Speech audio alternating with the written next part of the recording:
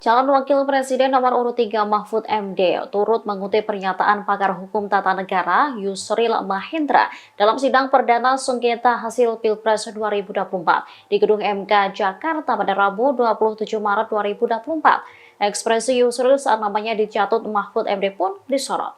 Pernyataan Yusril yang dicatut Mahfud ialah saat meminta MK agar tidak fokus pada masalah angka saat menangani sengketa hasil pemilihan presiden.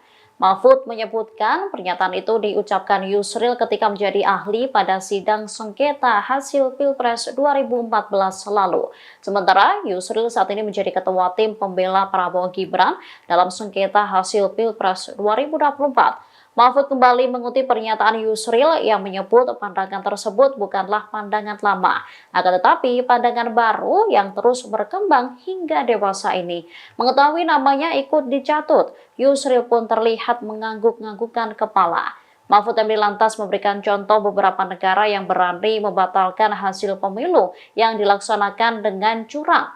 Negara-negara itu diantaranya Australia, Ukraina, Bolivia, Kenya, Malawi, dan Thailand. Harian Media Indonesia 7 Juli 2009 menulis editorialnya dengan judul Hormat untuk Mahkamah Konstitusi yang alinea pertamanya dimulai dengan kalimat untung ada Mahkamah Konstitusi.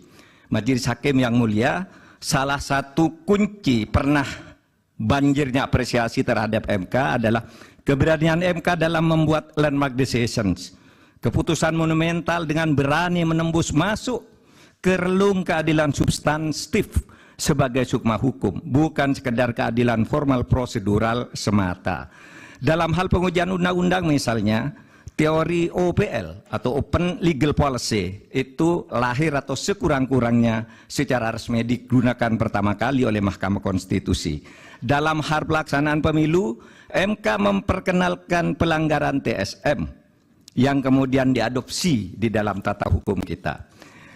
Mahaguru Hukum Tata Negara Profesor Yusril Iza Mahendra saat ikut menjadi ahli pada sengketa hasil pemilu 2014 dan bersaksi di MK pada tanggal 15 Juli mengatakan bahwa penilaian atas proses pemilu yang bukan hanya pada angka harus dilakukan oleh MK.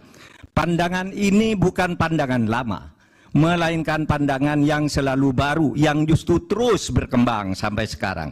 Menjadikan MK hanya sekedar mahkamah kalkulator, menurut Pak Yusril, adalah justru merupakan pandangan lama yang sudah diperbarui sekarang.